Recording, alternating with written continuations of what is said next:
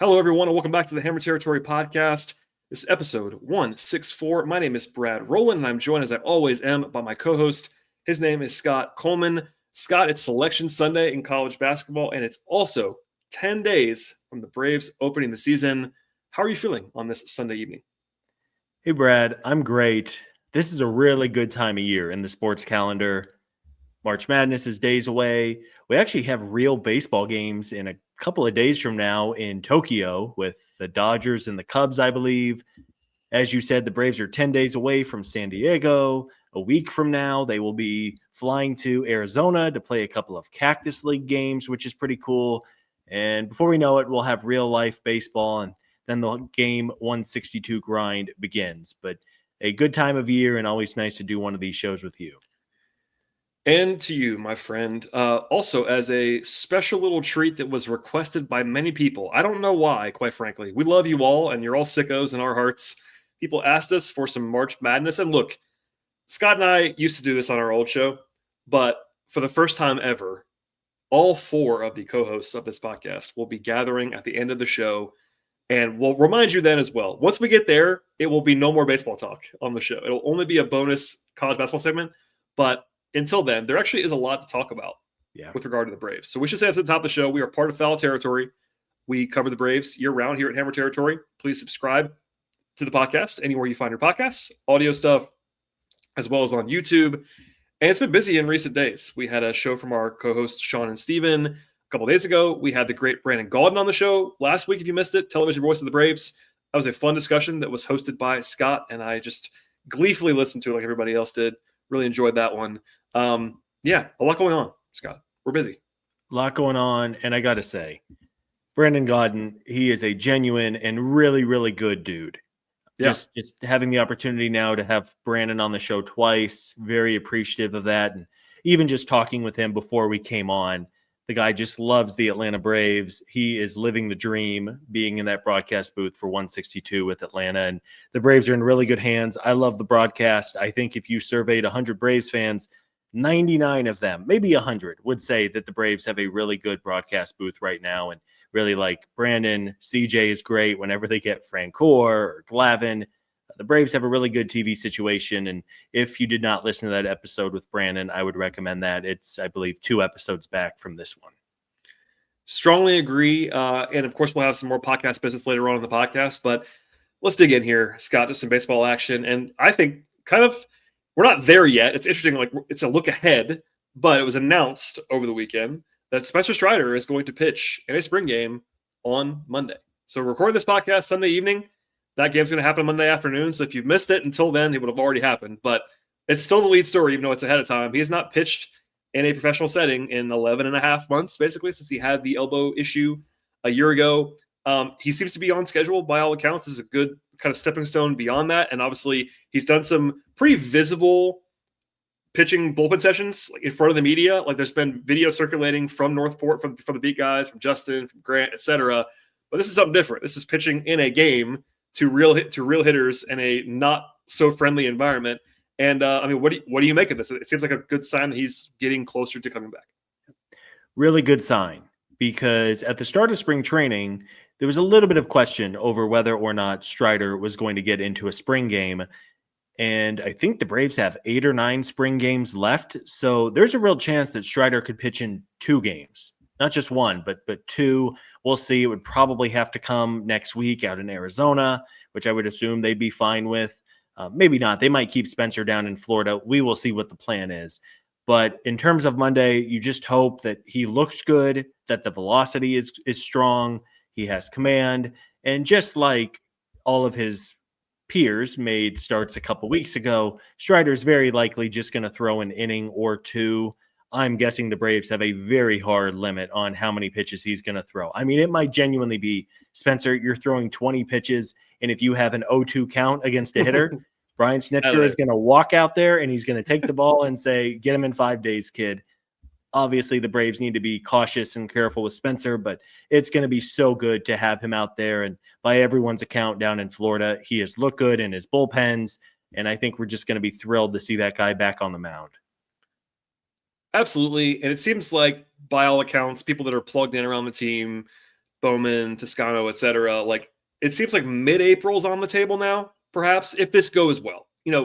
That's no setbacks all the way through from now until he's on the team again. But it's not like he's going to be just for, I guess everybody thought this was different. He's not going to be on the opening day roster. They said that very, very clearly. He won't be ready. There's no illusions of that. But mid-April would be a heck of a return time for Spencer Strider. That's, you're only missing a couple of weeks of action if that's the case. But I agree with you. They're going to be cautious. They've said that. They said that on the record dating back to the winter. Like they're not going to rush him, nor should they. They do have some depth. It's not the best depth in the world, probably, but they have some depth. And we talked about a lot recently. We're not going to. By the way, this will not be another Ian Anderson discussion on today's podcast. That'll be more later on. It's already happened a few times. But Grant Holmes, etc. The big thing is Strider is on track, and whether it's mid-April or late April, we'll see. But just hold on tight. I'll be certainly. There's more intrigue on Monday than there would be normally on Monday, March 17th. I believe it's a 1:05 Eastern time game. So some baseball in the morning for Scott. A little 10 a.m. baseball out there in Arizona. Yeah, fun baby. with that. But yeah, that's the reason to watch tomorrow for sure, especially Strider. All eyes on Strider, all eyes on the radar gun. But not that we're necessarily expecting Strider to go out there and pump 101 on the first fastball, but see what the velocity looks like, see what the break on his slider looks like. He, of course, was working in some new pitches the last time we saw Strider on the mound, which was so exciting. A curveball, maybe more of a changeup. So we'll see what kind of shape and movement he has on those pitches. And Brad, it's probably worth saying that as we think about a timeline for Strider, one thing the Braves are probably thinking about is obviously they want to get their ace or one of their aces on the mound as soon as they can. However, they're going to, one, be extremely careful with his recovery. And two, they probably want to limit Spencer's innings at least a little bit in this first year back. You also have to think big picture about the playoffs. And this is a big if, because the National League is incredibly top heavy and probably one good team is going to get squeezed out of the postseason. But if and when the Braves make the playoffs, they obviously improve their chances significantly if they have a healthy and firing Spencer Strider. And I don't know if the Braves necessarily want Strider to throw 200 plus innings this year between regular season and postseason. So they might slow play him just a little bit in April, even if it's frustrating, even if it means they got to go to Bryce Elder for a spot start to push everybody back and hit an off day on the right day or whatever it needs to be. But I do think the Braves are going to be really, really cognizant of Strider's timeline, not only for the short term with his health, but also the long-term picture of hopefully having him firing in August, September, and deep into October. I tend to agree. And I also think that, just for people not really realizing this, it takes longer than people realize to get a guy ready to pitch in the major leagues. Yeah. Like he's going to probably throw 5 times in a real setting before he's ready to go. Like even now, we're finally seeing guys stretch out to where like we're almost there. Like Grant Holmes threw 5 innings this weekend in an outing. But until then, like that's, you're going an inning, you're going 2 innings. Like it takes a little bit of time, especially when you have a guy who hasn't pitched in a year. And Spencer's so competitive. I'm sure he wants to go right now. And the Braves are having to hold him back with both arms. It's one of those things where that's part of the fun of this, or maybe the not so fun of this if you're Spencer. But no, I totally agree. There might be some pain early on. Like it's possible. But I think what people don't always love about the Braves, including this winter, like we haven't always loved it. Alex is pretty methodical. And his imprint on the organization.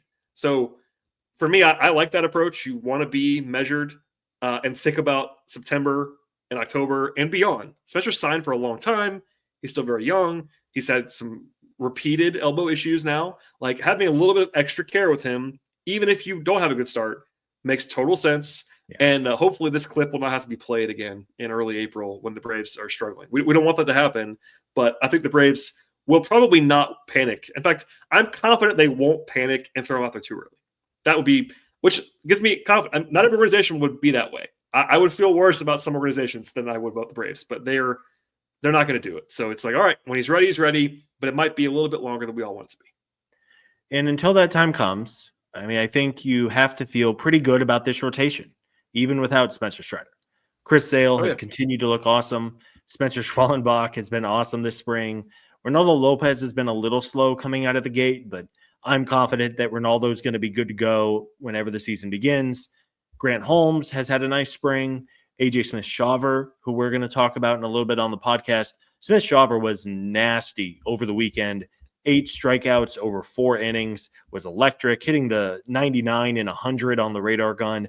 And then Ian Anderson, who we promised we won't talk about, well, if that's a 5 or 6 man rotation, that's totally good, right? Like maybe it's you can't wait to get Strider back, but the Braves are going to be fine in the early going as long as their big 3 in particular stay healthy. And then you talk about adding Strider to that mix, and it could be a really fun summer out of the rotation for the Braves, and God willing, the offense is going to be good too. We're on the same page there. I think that's probably fair to say that's still the lead story until he pitches on Monday. There is plenty more to get to, though, I promise you, on the show today, from roster cuts to a bit of an Austin Riley scare that was thankfully averted over the weekend. Before we get to that stuff, though, one plug, and I'm actually going to throw it to you here, Scott, to plug this thing, because we're trying to get people interested, perhaps, in sponsoring the podcast. How can they do that if they're interested in that? Yeah, so as folks know, almost a year ago now, we swapped over. We were at Battery Power. Now we're, of course, Hammer territory and part of Foul territory. And with that, we have a little more freedom to run the podcast the way we want to run it. And we wanted to say that as the season begins, if you have a business or something that you would like to advertise on the podcast here on Hammer territory, we're looking for sponsors for the upcoming season, whether that's a special segment or a series preview or series recap or something like that. It would be the first time we've done something like this on the show, but we wanted to at least extend the offer if anyone out there is interested in supporting the podcast with sponsorship opportunities. If you are interested, you can email us at hammerterritory@gmail.com, and we'd be happy to talk options with you. Again, hammerterritory@gmail.com. If you want to reach out, you can talk to Brad Rowland, pick his brain for all of the limitless options to sponsor the show, and it'd be a lot of fun. So again, we wanted to at least throw that quick plug out there as opening day gets closer. Absolutely, and we'll hook you up if we need to do that with our overlords at Foul Territory. They help us, of course, manage the podcast, and we work for them at the end of the day. And speaking of that, here's a word from our network partners. We'll come back with more of the news on the Braves. Kratz, what time is it? Time to stop overpaying for wireless with these bogus fees and, quote, free perks that actually cost more in the long run. You know what I'm saying? What he's saying is it's time to switch to Mint Mobile with premium wireless plans starting at $15 a month. Just check it out. See how much you can cut off your cell phone bill. Go to mintmobile.com/territory. No unexpected overages on those bills. You get all the bells and whistles too. And I love that all plans come with high-speed data and unlimited talk and text delivered on the nation's largest 5G network. And you bring over your current phone number when you switch. If you like your money, Mint Mobile is for you. Shop plans at mintmobile.com/territory. That's mintmobile.com/TERRITORY. Upfront payment of $45 for 3-month 5 GB plan required, equivalent to $15 a month. New customer offer for first 3 months only, then full price plan options available. Taxes and fees extra. See Mint Mobile for details. All right, Scott. There were some roster cuts on Sunday. I would say the most significant roster cuts to date. Pretty clearly for the Braves. Now I know we made fun of it. I know Sean and Steven have too. The kind of slow drip. Seems like there's like no rhyme or reason sometimes for when they announce cuts and who they cut and whatever. But now it's starting to get to be crunch time, of course, with baseball 10 days away. And it was in 2 different waves on Sunday. But the following players were sent to minor league camp: Buck Farmer, Jake Diekman, Kirk Casale, Jake Marisnick, Garrett Cooper, and Connor Capel, all to minor league camp. And that leaves the Braves with 37 players in camp. Obviously, you can't take 37, so they got more to do. But probably I don't know if any of them were terribly surprising. The biggest surprise, at least to me, was Buck Farmer. Not that he wouldn't make the team, but that he didn't make the team 10 days early. I thought he might be like the last cut if he didn't make the team. And it doesn't seem like that was the case. Diekman and Farmer are both veterans. One's a lefty in Diekman, one's a righty in Farmer, that were contenders, but they're also on minor league contracts. And when you're on a minor league contract, the risk is you're going to be in minor league camp at some point. Did you have a reaction to that and what it might say about the bullpen? Because I think that was probably the headliner of these cuts. Yeah, I mean, based on Brian Snitker's comments, and of course, Snit is just one of the voices in the room. He's not running the team from a 10,000-foot level, but he is on the ground with these guys. And I tend to think the manager has a pretty good insight into who's going to make the roster. And not that something a manager tells the media is law-binding by any means. But based on comments from Snit and others around the team, I thought Buck Farmer was a better chance than not of making the opening day roster. If you would have asked me 24 hours ago, I would have said 65, 70, 75% chance that Farmer is on the opening day roster. I mean, I guess we should say that technically you can still be on the opening day roster if you are sent to minor league camp. Thank you for saying that out loud, because I saw people look, it's not good, but this is not binding. You can come back. It's not official. I saw the word official being used a lot. It is not official at all. It would be weird to send a guy who's going to be on your big league roster in 10 days down to camp, but I guess stranger things have happened. But you're one injury away still, or once somebody blows up in 2 appearances in a row this week or whatever. I tend to agree with you. That's why I said that. Like, it was so surprising that it was so early. It's not that early, but 10 days early, it was like, oh, so he wasn't even really there. Like, I thought Farmer was going to be in the bullpen. We agree on that. And if not, maybe he was the last cut, but they have guys there now. And by the way, it doesn't bother me. Like, I like that signing. He's looked okay in spring, not dominant. He's looked fine. But I'm not again a rage about this, but it was more of a mild surprise. And also, look, it seems to me, I mean, you made this note in our doc, and I think you're right. Like, it seems kind of clear what the bullpen probably is going to be based on this, based on who's left. Because if you take Diekman and Farmer out of the mix, you only have so many candidates to be in the bullpen if you firmly take those guys off the board, which we kind of have to do for projection purposes. So as we sit here today, and again, these things are fluid and they can change, but now the probable bullpen based on who is still in big league camp is Raisel Iglesias, Pierce Johnson, Dylan Lee, Aaron Bummer. Those 4 100% locks, no question. Lock it in. Yeah. Then, based on the decisions on Sunday, Daysbel Hernandez, Aniel De Los Santos, Hector Neris, who just got into a spring game, and Angel Perdomo, who had a nice appearance a couple of days ago and probably his best appearance of the spring. It seems like that 8 is going to be your bullpen for opening day.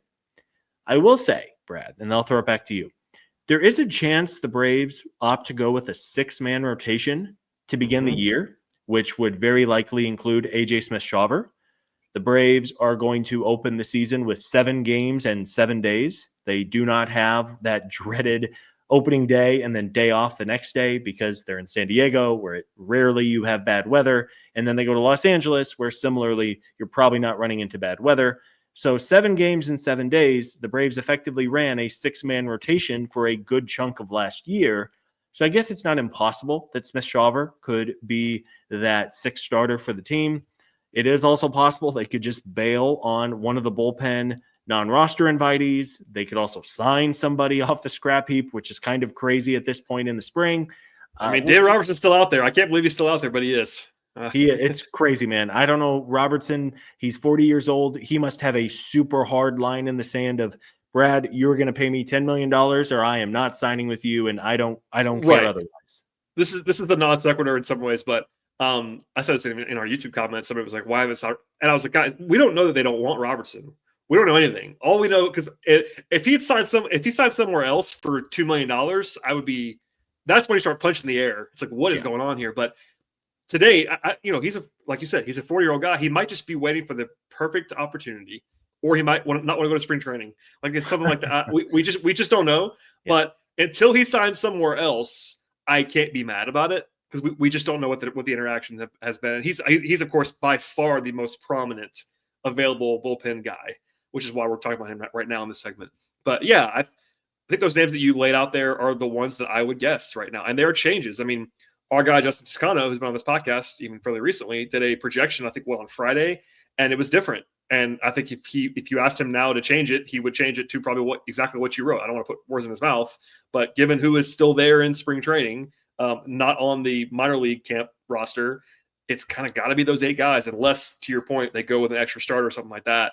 Yeah, we'll see. So we'll kind of do like a more finalized roster projection next week, or when they actually talk. When they release it, we'll talk about it, of course. But yeah, for the moment, that's the spot on the roster we've all been talking about all winter long. But it's getting a little bit more clarity, it seems like. And for housekeeping purposes, I would guess that the Braves, who leave Florida a week from Sunday, so they have one more week down in Florida, and then again they go out west, play 2 games in Arizona, probably to acclimate to the time change and get your travel out of the way. I would be surprised if the Braves carry anyone who is not going to be on the opening day roster all the way out to Arizona.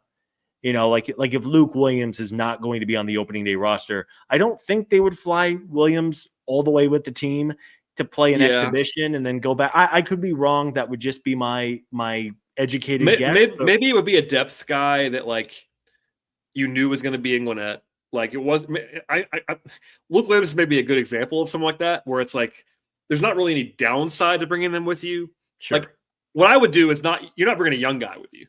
Like you're not bringing a prospect with you to Arizona. No. That's not going to be on the team. It's more like, they already optioned but they sent Garrett Cooper to minor league camp. He would be a guy that's like, all right, for depth purposes, if you want just a bench bat one day, you have an old hand on tap in case you just need a body. But I'm generally with you. Like the roster they take to Arizona is probably going to be close to what they end up carrying. We'll get a pretty good indicator, I would imagine. I'm only just thinking that maybe you want to carry more than 26 guys just for navigation reasons of going through those last couple of days. But I generally agree with you. We'll probably know pretty well by then. Sure. You could always fly 30 players out instead of 26. I mean, I think they have room on the charter flight. So I think this week we will really get some clarity on the roster, the 26-man, the bullpen in particular. I think the bench is pretty much set, Brad, with Nick Allen, Eli White, Chadwick Tromp. That feels to me like your 3 main bench guys. I think so too. I mean, Luke Williams is still there, but I feel like he's just gotten Wally Pips is probably too aggressive of a way to put it. But I think that I think we agree on that. The versatility that's been shown from Eli White this spring has probably bumped Luke Williams out of the mix, if I had to guess. And also that's like the last part of the roster. And Eli White is the fast 9th inning. The catcher leads off with a walk, and you pull him because Eli White's going to go in there and try to steal a base in a tie game. Once he showed the ability to play a competent middle infield, which I think has happened a couple times, that's probably outfield too. Get him a glove that can play anywhere, have him run a little bit. It makes total sense to me. So we're on the same page there. Non-roster cut news. This would have led the show a couple days ago, but it didn't need to, thankfully for us. Austin Riley left the game on Friday. And we had not done a podcast since then, so we're talking about this now. He got hit in the right hand with a fastball, and everyone, including us, both of us tweeted about this at the time, had a slight panic, I would say, because Austin Riley, if you somehow have forgotten this or memory hold it, he broke that same hand in August of last year and did not play again after that. Riley then said actually that pitch basically was very close, 2 inches away from where he got hit last time. What we know now, which we can kind of smile about it, is that he had an X-ray right away. It was negative. He had scans, and pretty quickly they figured out he was okay. To the point where he literally was in the lineup the next day, which is that surprised me, honestly. The fact that he played the next day, I was like, whoa. It must have been really a good spot that he got hit in the hand with. So anything else you want to add other than just a one giant exhale? I mean, there's not really a takeaway here other than great. He's I think he's fine. Thank God. The Braves have now had 2 very, very scary injury situations this spring with Riley and with Jurickson Profar, and both of them turned out about as good as you can humanly ask for, especially when we learned it was the right hand, the one that Riley had the surgery on, and it was doomsday. I was like, oh my gosh, did they just lose Riley for another 2 months after last year? And I mean, at least too. If it was the same thing again, he was not ready to go in the playoffs 7 weeks later. It would have been another 3 months probably. what it is. Yes. So a giant sigh of relief. The Braves have dodged now 2 bullets this spring. They did, of course, lose Sean Murphy for a couple of weeks, but that seemed like a relatively minor thing that's not going to linger. But yes, a very, very good place that Austin Riley is not going to be hurt for a long time, because that would have been just a crushing blow for this lineup. Elsewhere on the news and notes front, Jurickson Profar is going to take BP as soon as Monday, and seems like he's on track. Again, we kind of knew that he was on track for opening day. All the comments have been really positive, which is another data point in the good direction there. Just the latest there. Nothing's changed. No part of the messaging has been anything but we think he plays opening day, and that's where we still are.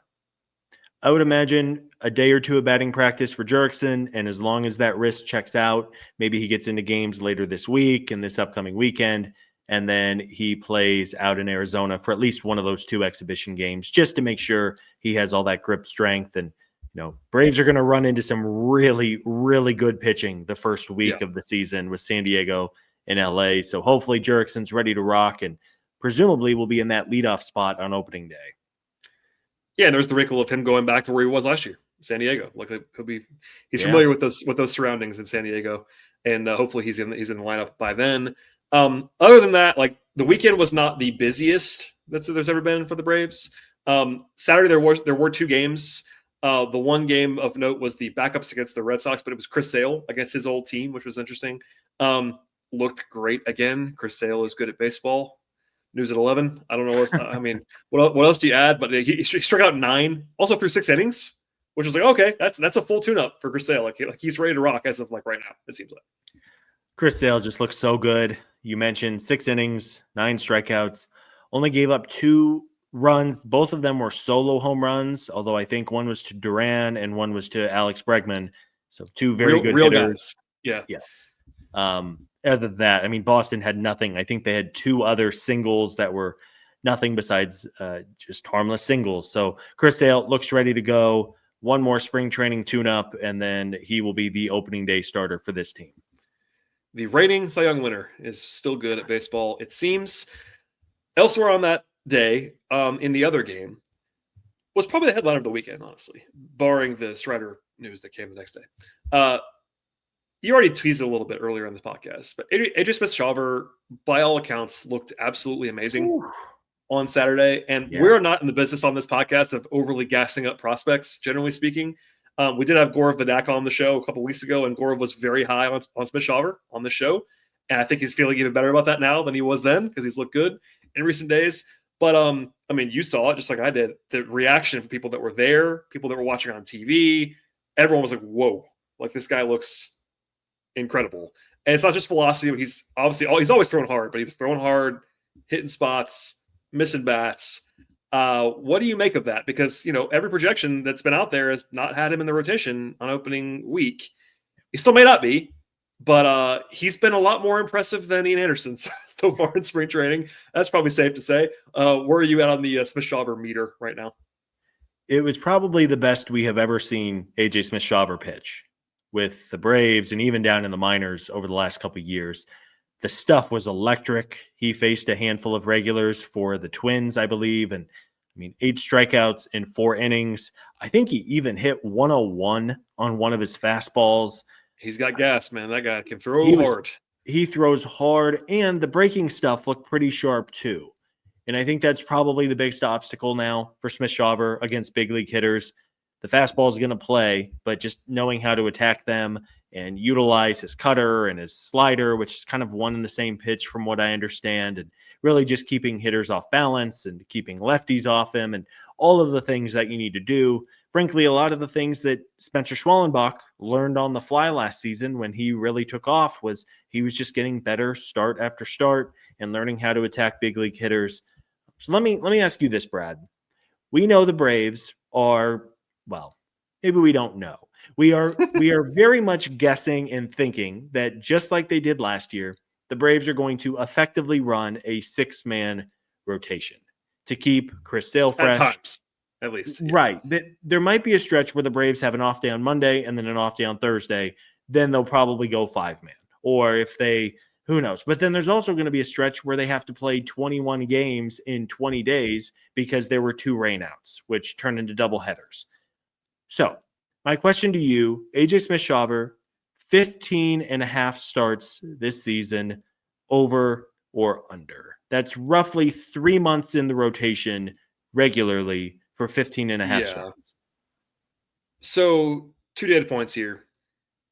He had 5 starts 2 years ago as a 20-year-old. It didn't go super well, but he was up, and they gave him a real run 2 years ago. 5 starts. Schwellenbach had, what was it, 21, 22? 21 starts. Yeah. 21. And obviously came up pretty late last year. Now, he never left. He was awesome from day one.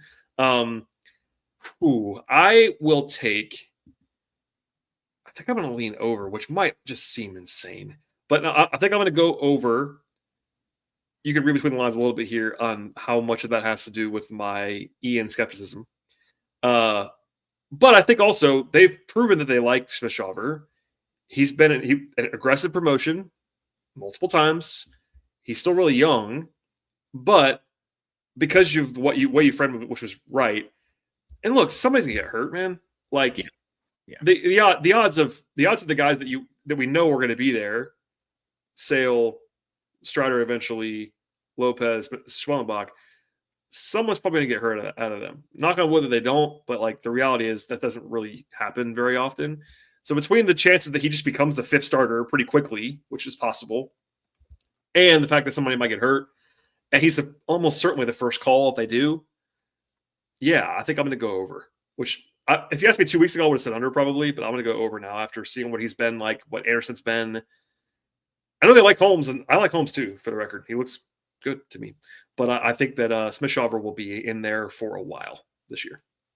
And similarly, the Braves are probably going to be cognizant of AJ's workload this year. And they probably... and Spencer's. I mean, honestly, people don't want to hear that, and maybe that's not the best for his Cy Young odds.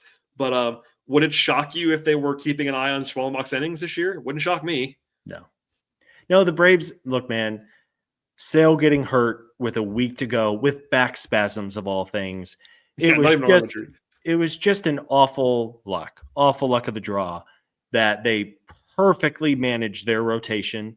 They perfectly managed it to get into the playoffs. And who knows, if there wasn't the hurricane raining out 3 games, and if Chris Sale doesn't get the back spasms, maybe the Braves go into San Diego with a trio of Sale, Schwellenbach, and Lopez, and they win that series. I mean, that could have happened instead of throwing poor AJ Smith-Shawver to the Wolves in game 1. And he wasn't ready, but it wasn't his fault. No. In fact, I've already seen this on you. I'm in charge of monitoring our YouTube comments. Occasionally an adventure, I will say. But I've already seen people like, well, did you not see him in October? He looked terrible. I'm like, well, he wasn't ready. They knew he wasn't ready, for the record, and they threw him out there anyway because there was nobody else. And he's 22 years old. Like, if you think that he's the guy he was in that start in October, I would encourage you to forget about that start in October. Doesn't mean he's going to be awesome. Nothing is guaranteed. I'm skeptical of prospects in general, but I would wipe that start from your mind. That has nothing to do with anything, in my opinion. So just a small tangent there, but I like what I see. You know, I'm never going to be as aggressive in projections of like how good he's going to be as some might. But man, he did look awesome this weekend, and I believe in the talent. The talent's real. So, and I think there's too much potential of there being innings available. And we do the bit all the time, but there's a reason why we do the bit all the time about how you need 10 you need 10 starters, because you do. Yep. And hopefully he's healthy enough to make 16 starts to give me the over on this. Hopefully we'll be right about the pick. Yeah. We'll keep track of that. In 6 months, somebody can remind us whether or not I'll forget. But AJ threw 15.5 starts. I would also lean on the over, just to put a bow on this.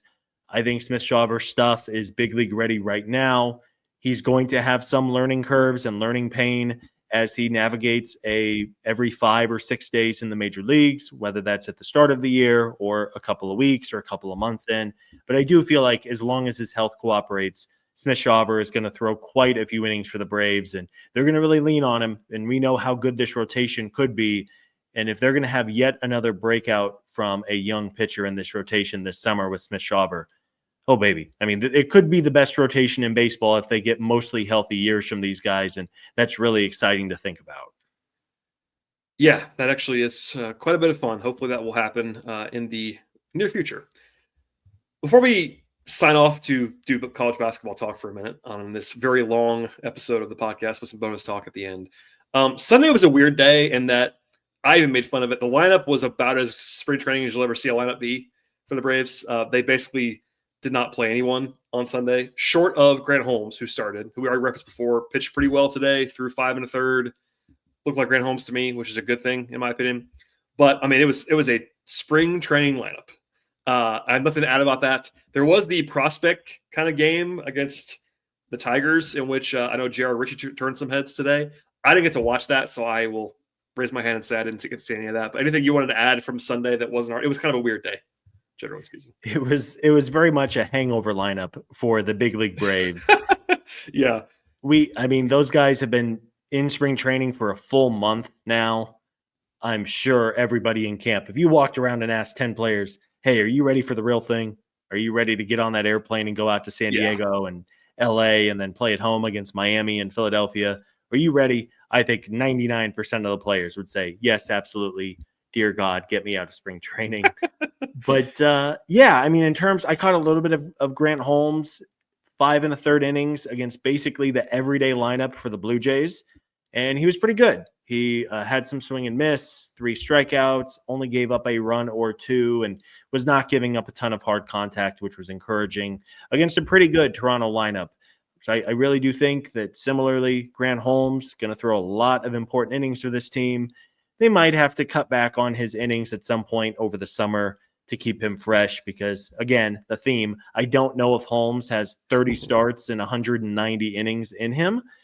But if he can give them 20 or 25 starts in 150 innings, as long as what we've seen this spring and last season hold true, I think he's going to be a really valuable arm for the Braves and is going to make a lot of important starts and maybe even bullpen appearances at some time. We concur on Grant Holmes. Every time his picture is shared, someone makes a laughing comment about his picture, which happened to me today. I shared that kind of joking screenshot of the Braves lineup, and someone who is not a Braves fan that follows me was like, is that a Kenny Powers joke? And I was like, nope, that's how he looks. That's just him being him. We love Grant Holmes on this podcast. Awesome. And hey, he's got that awesome story too of hanging in the minors for a decade.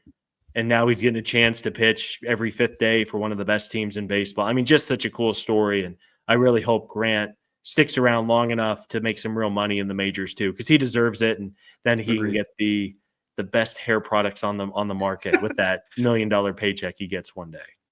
Yeah, cool story, good pitcher, and opportunity there for him this year to do some real damage for the Braves.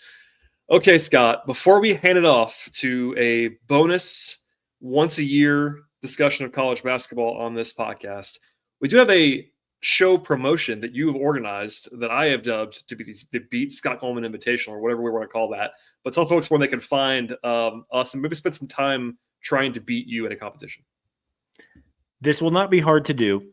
If you want to fill out a NCAA tournament bracket, I've set up a Hammer Territory March Madness challenge on ESPN. So go on ESPN. You can also find the link in the YouTube notes. You can find it in the podcast notes, I think. We will tweet it out from our own accounts and the Hammer Territory account as well. So if you want to join, it's free to enter. The password to join on ESPN is Hammer in all capital letters.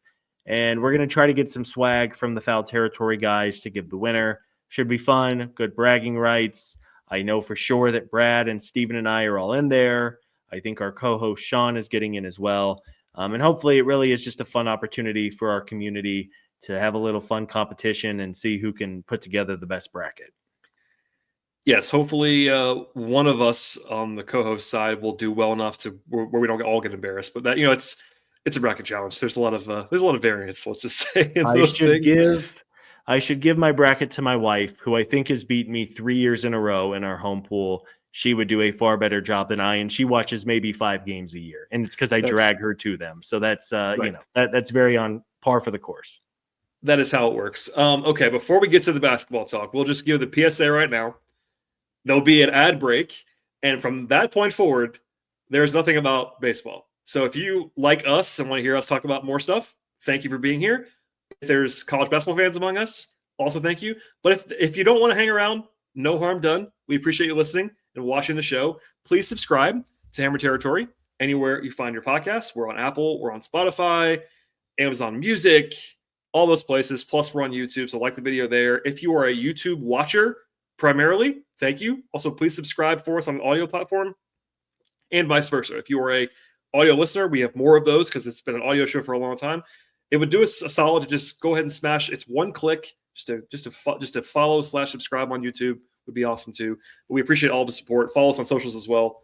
Follow Scott, follow me, et cetera, et cetera. You know the deal. Scott, any more baseball talk before we sign off this thing?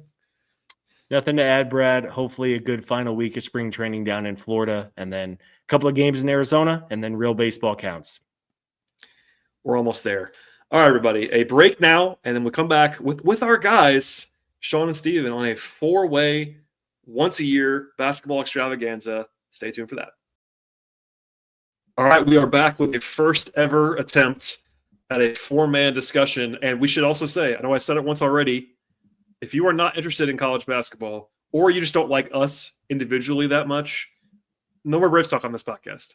This is the one and only time all year long we just sign off. We stop doing Braves coverage. But so if you missed that disclaimer already, one more time, I promise you at the end of the podcast, we're not coming back with more Braves talk. It's just going to be college basketball from this point forward.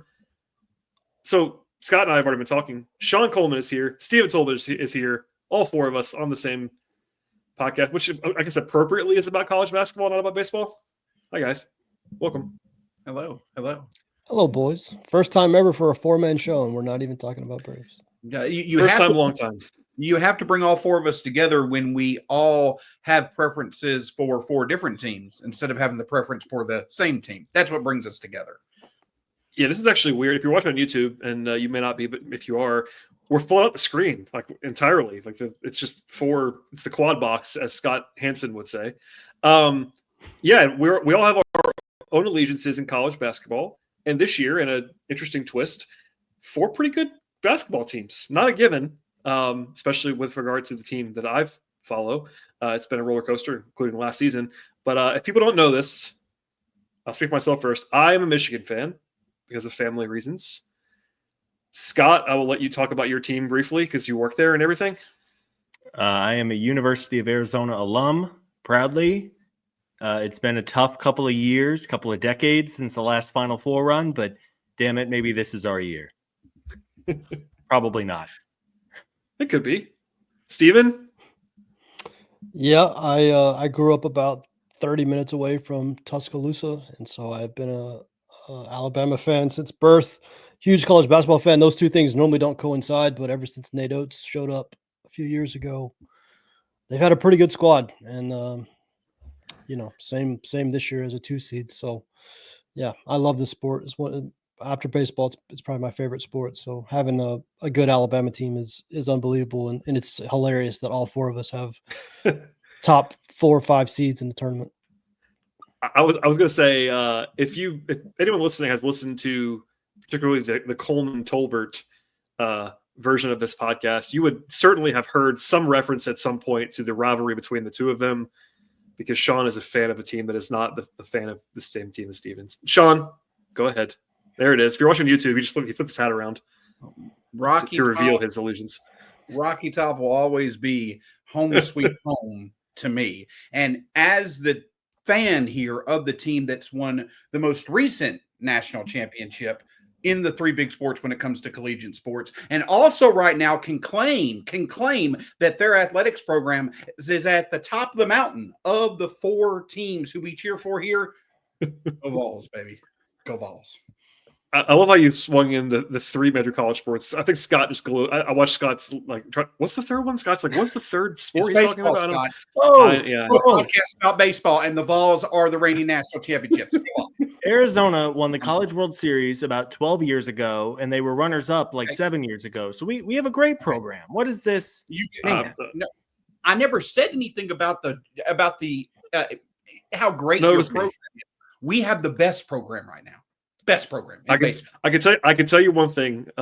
Michigan has the worst baseball program of the four teams represented here. I don't know about that. Well, no one cares about college baseball in Michigan. I can assure you of that. Bama does have LeBron, so that's the thing you got going for you. I don't know what that means. top Okay, baseball prospect. we're we're already off the rails. It's appropriate. In an attempt to not do an hour on college basketball, because then we'll get fired by our bosses.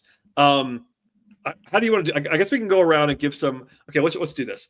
Let's make our final four picks individually, and also, and for more fun than just that, maybe a sleeper in every region, or maybe your favorite like upset pick in the first round. Like, give me one other thing other than your final four picks, and we just reveal our allegiances. You can pick your own team. I'm not picking my own team because I'm a realist. It's like the most on-brand thing in the world. My team will not be among the four picks for final four teams. Does anyone want to volunteer to go first? I'll start. I'll do it if nobody else wants to. Yeah, okay, go ahead, the Beat Scott Coleman Invitational. And speaking of, we do yes, play one more time. We do have on ESPN a free-to-join bracket challenge. So if you're a listener and you want to submit your bracket and you want to make all of us look like big dummies, please submit your picks. We're going to work on getting some swag to give away for whoever wins. So please do. It's in the show notes on YouTube and for your podcast feed, and we'll tweet it out and all that good stuff. But again, it's on ESPN. Hammer Territory for Braves fans is the name of the challenge. My final four, it's chalky. I mean, I think the top of college basketball is just so good this year. Maybe like a historic group of one seeds. I have Michigan State actually coming out of the South. I have Florida coming out of the West. I have Houston coming out of the Midwest. And I have Duke coming out of the East. So 3 1s and a 2. I know it is boring, but I really do feel like this is a Chalky Chalkerson over there. Wow. There's Chalky Chalkerson. Without fail, there's always upsets. It's what makes March Madness and the NCAA tournament the best sporting event in the world, as far as I'm concerned.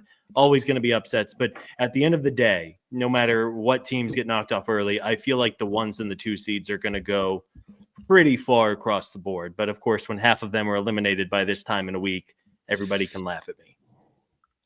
Yeah, I mean, I guess it's the safe thing to do is to pick the top seeds because they're the best teams. Breaking news, everybody. Top seeds usually the best teams. But I hope you're wrong just for fun purposes. You know, I just enjoyed, Oh, before we team up somebody else, I actually have to ask this question to the field here. Where do you stand on do you want Cinderellas or not?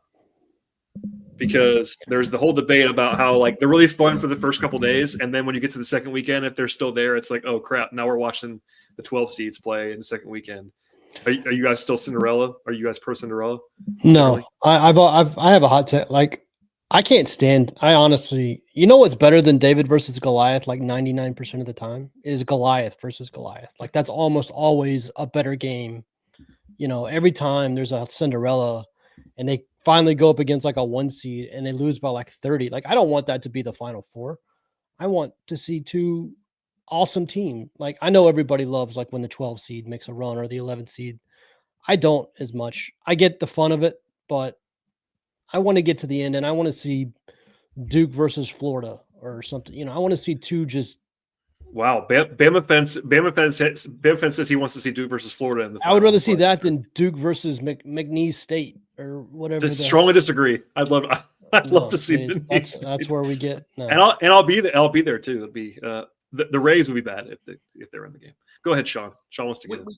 Yeah, we talked about it during baseball season, right? You know, Cleveland, was having a surprise run there, and they were going against the Yankees, and everybody was talking about, what if Cleveland could make it, over the Yankees because the Dodgers looked like they were pretty much going to make it. And the answer is no. Like, I love seeing a team like a Cleveland have the success, but we get it so rarely. Like when you see these matchups, we usually get it in March here in recent years. But the idea of in baseball where you had Juan Soto and Aaron Judge versus Freddie Freeman, Mookie Betts, as well as Shohei Ohtani, that's the stars of the stars. You want to see those guys matching up. And I know that we've seen it all year long when it comes to the SEC. Let's get the opportunity to see these SEC schools against Big Ten schools, against, other conferences, ACC schools, what have you. Yes, the SEC has been the best conference in basketball this year, but let's see how other teams match up against them. That's what I want to see. So, all right, Scott. Unless you have a disagreement, we can keep it rolling here. But I like the early round Cinderellas.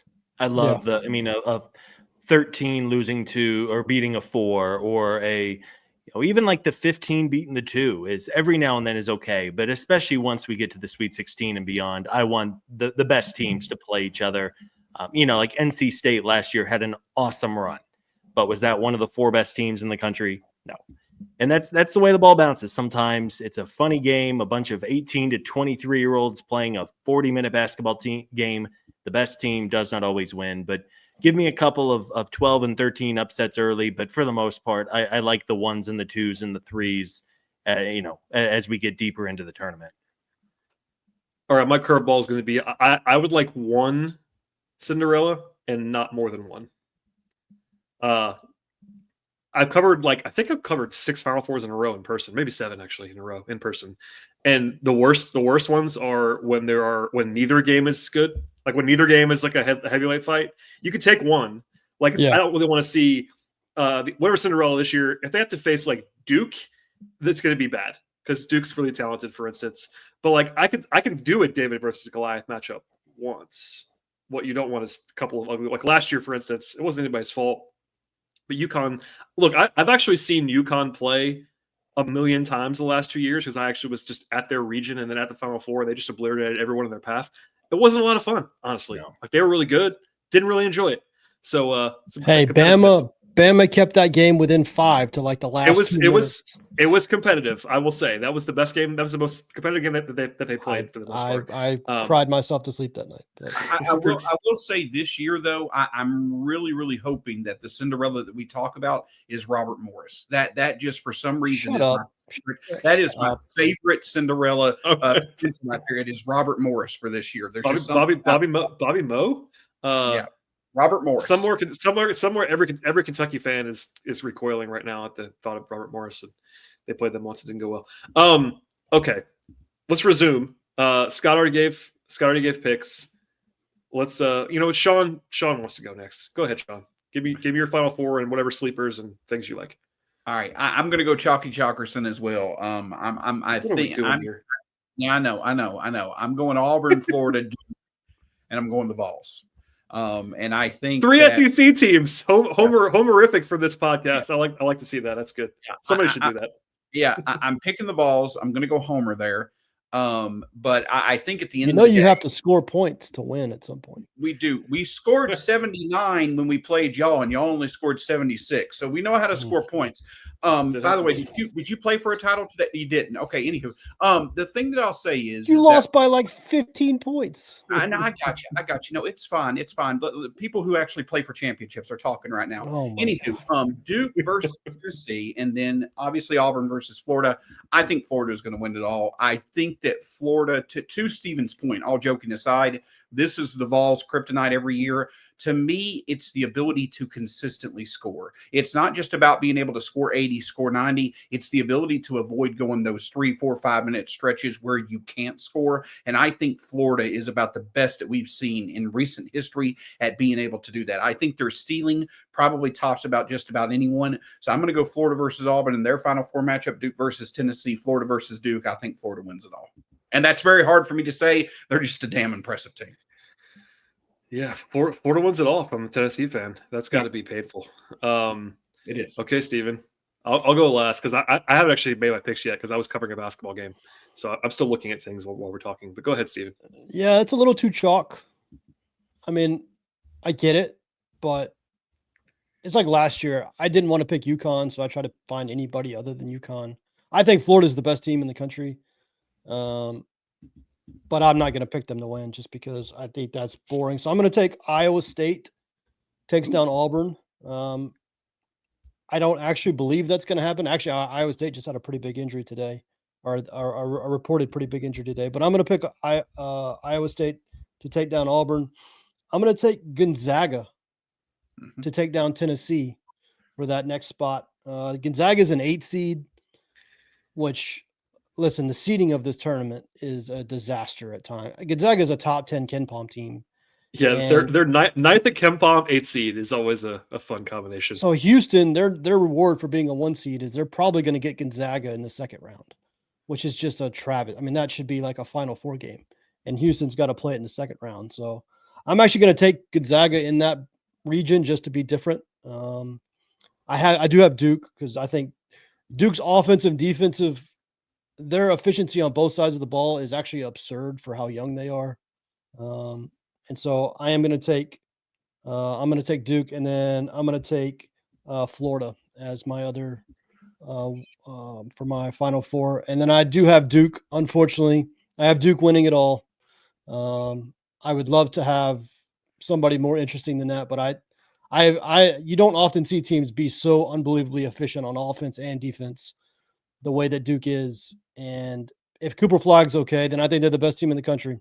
And I think Florida's got a chance, but I'm going to go with the Dukies. Unfortunately, it hurts my heart to do it, but Yeah, provided there are lots of injuries. The Cooper Flag was the biggest one, but yeah. Iowa State's got one, Houston's got one. There's a couple of other teams that are. Grant Nelson's banged up, making Steven very sad right now. Fun fact: last year, after the Final Four, I was on a plane and I was sitting right behind Grant Nelson. You can always tell by the mustache. Yeah. Yes, and also he's quite tall. Yeah. That's my one and only Grant Nelson interaction was that he sat right in front of me on a plane. Okay, I'll give my picks. Very, very well researched in the last 7 minutes while talking, so that's going to be good. I do watch a lot of college basketball. Steven stole my South pick. I was going to take Iowa State. I think I still am. No, you know what? I'm not going to do it. I'm taking Texas A&M. How about that? Oh, that's spicy. Off the radar SEC pick. I like that. I like Wade Taylor the fourth. I'm a fan. Hopefully I'm wrong about that because they have to beat Michigan in the second round. But I would like to be wrong. But I will take Texas A&M. That was my weird region. No matter what, Auburn's not playing very well right now by Auburn looks standards. terrible. Auburn was incredible for the first 4 months, and now they have not played very well. Now, obviously, that doesn't mean they won't play well starting this week. And Sean's at the pledge right now. If you're not watching us on YouTube, You lose to Tennessee in the tournament. Oh, you're not playing well. Oh, that's the analysis. It wasn't just that. Wasn't just that. They've lost 3 of the last 4 games, Steven. And they almost lost to Ole Miss in the first round of the SEC tournament. We don't talk about losses to Ole Miss. Okay, that's the weird region. Because did you all take Florida? I think you all took Florida, right? I did. Yes. I am not going to take Florida. I am going to take Texas Tech in the West. I like them a lot. Big fan. Texas Tech is really, really, really good. If I had to pick a non 1 or 2 seed to go all the way, I might pick Texas Tech. They are awesome. They're very good. And also St. John's, Rick Pitino is like the best coach of all time. So I would not be surprised if St. John's made the Final Four. And Florida's probably going to get UConn in the second round. I mean, Florida's really good too. Obviously, I'm trying to be a little weird because you guys were so chalky. All right, in the Midwest, I'm taking Houston, even though I was so prepared to take Gonzaga to go to the Final Four, but they're playing Houston in the second round, which is makes me very sad because I'm a big Gonzaga guy. And now I can't do it because they're playing Houston, who I love. And then in the East, I am going to take Duke, with apologies to my 2 co-hosts who have teams in that region. And my national champion is the Houston Cougars. Shouts to Kelvin Sampson. Yeah, they're going to lose another team. Houston, when you watch Houston, if folks haven't seen a ton of them, they're never super flashy or super impressive, and then they win. And they win every single game. They've lost 1 game in 3 months, and it was by 2 points. I mean, they are a machine, and they can really shoot the ball too. The last couple of years, Houston was dreadful offensively, but they're one of the best 3-point shooting teams in the country. And then they make life just miserable for you when you're trying to score. And I think almost Houston is somehow kind of underrated, with Florida being ungodly hot and Auburn being so good for most of the year, and Duke being loaded. I mean, it's weird to say a team that's been number 1 or number 2 in the computers basically the entire season in Houston is underrated or under the radar a little bit, but they could totally cut down the nets. My favorite Houston stat is go. Go ahead, Sean. No, I was about to say they don't do it with big names, right? Like they do it with really good college players, and they do it every year. That's what makes them so good. They're fun to watch. My favorite Houston stat is this: they have 4 losses this season. As Scott just said, they've won 13 in a row, I think it is. They have 4 losses. 3 of them are in overtime. One was to Alabama. One was to Bama. Yes, one was to Bama. They've lost 1 game in regulation all year, and it was on November 9th, and it was to Auburn by 5 points. So they have 0 bad losses. 0, not even bad. Nothing approaching a bad loss on their schedule. They've lost to 4 teams. They're all really good, and they're all close. I think that's why they've gone under the radars, because they lost to Alabama and Auburn at the beginning of the year, and so everybody kind of put them behind like the SEC's best teams. I actually agree. Like Houston's one of those teams that's burned me enough times in the tournament that they burned everyone. That's funny. Yeah. I feel like I'm because I'm so you guys know me. I'm so rational. I always end up picking Houston and Gonzaga because people are so irrational about Houston and Gonzaga, and I'm like, they're actually still good guys. They just haven't done the thing to that point. Houston and Rick Barnes teams. No offense, Sean, but Houston and Rick Barnes teams have burnt me more times than I can.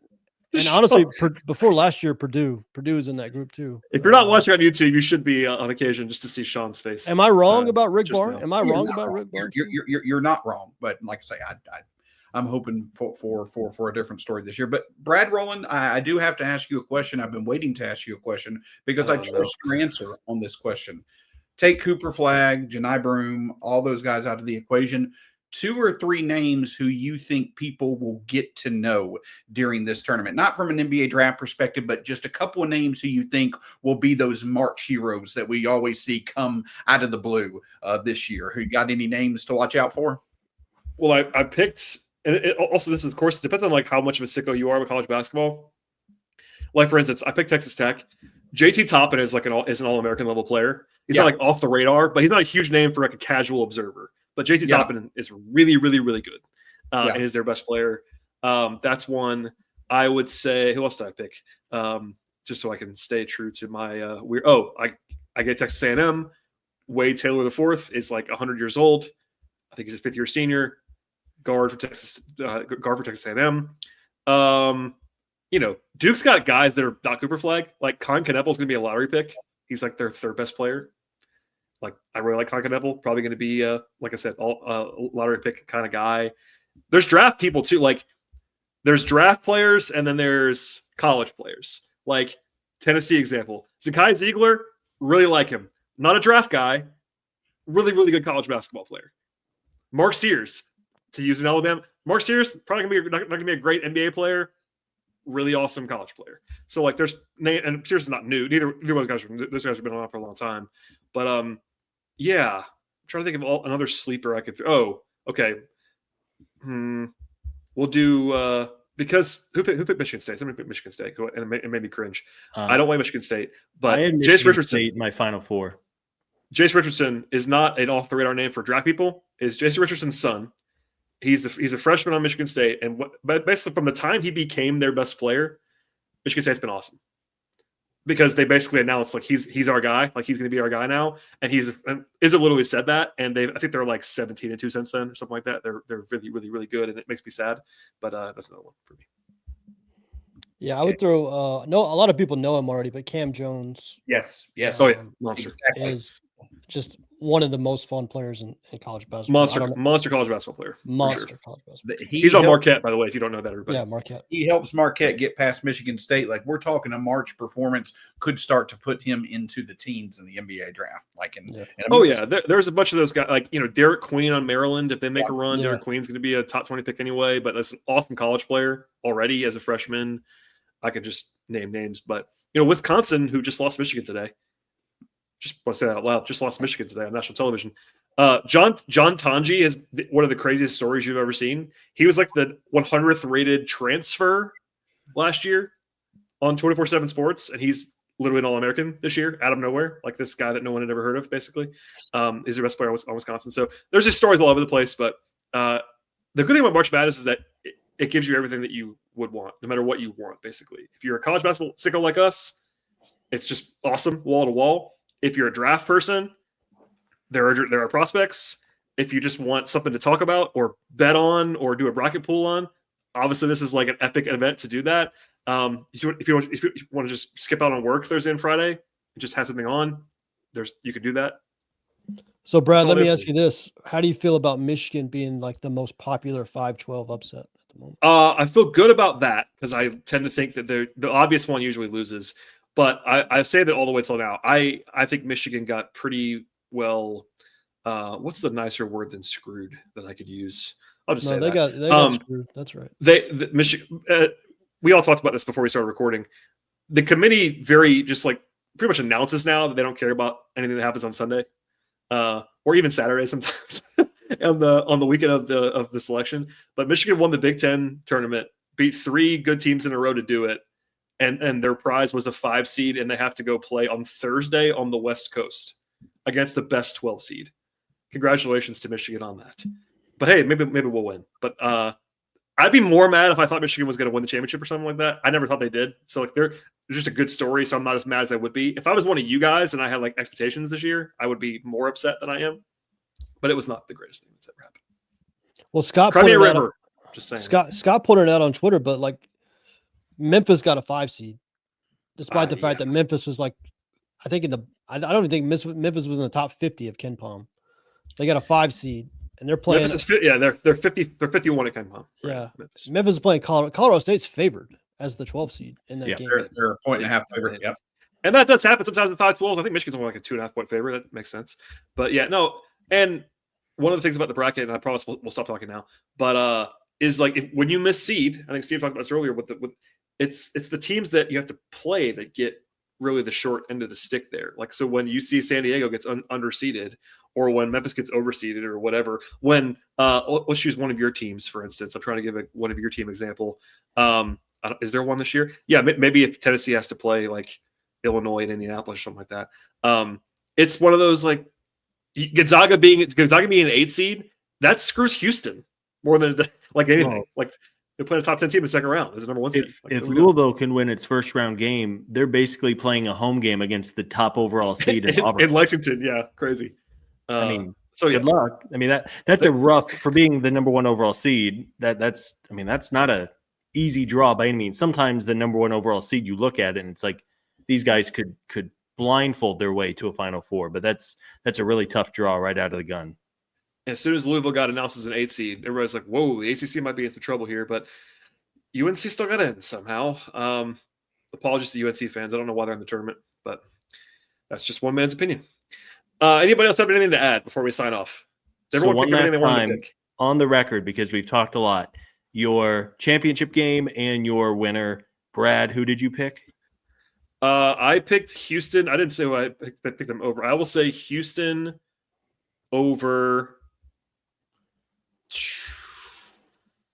Texas Tech. Sean? Yeah, I said Florida over Duke, but if Tennessee winds up making it, I'm claiming them. Steven? Why? Steven? So yeah, I have Florida and Duke in the title game, but I have Gonzaga and Ohio State in my Final Four. But Florida Duke title game, Duke winning the national championship. So did you say Ohio State in your Final Four? Did I say I meant Iowa? If I said Ohio, Iowa State. Iowa. Okay, got you. We don't need any more Ohio State anything. Just get them all the way out of here. I'm all set with them. Okay. One more plug before Scott was going to do it anyway. But Tournament Challenge is available. Link is in the show notes, whether it be on audio or on YouTube. It's also on social media. If you follow any of us, we will have all shared it by now, or Hammer Territory. So jump in there. Obviously, there's no cost to it. There are more high-profile bracket challenges if you want to enter them. But if you want to beat Scott Coleman, I tried to have it be called Beat Scott Coleman. I think people would try to get in more if that was the case, but Scott will ruin me. I could change the name. Maybe we'll set it to like a Twitter. I think it's too late. If everybody promises to subscribe to our YouTube channel and subscribe on the podcast, if they don't already, I will change the name to the Beat Scott Coleman Invitational. If we get 1,000 more YouTube subscribers in the next 3 days, we'll change it. So that's a challenge to everyone listening to the podcast. Gentlemen, thank you for doing this. It's funny. We could literally do 2 hours on this very easily if we wanted to. Yeah. I say that with 100% confidence. And we just turned the mic on and we're like, not worried about time. We already did 30 minutes, which is absurd on this. So apologies to everybody listening to the podcast. But it would have been 2 hours if we kept going. Sean, Steven, Scott, thank you. If you're still here, everybody, you're already subscribed, I'm sure. But if you're not, subscribe, tell your friends. We'll have more baseball talk later on this week. We'll see everybody next time.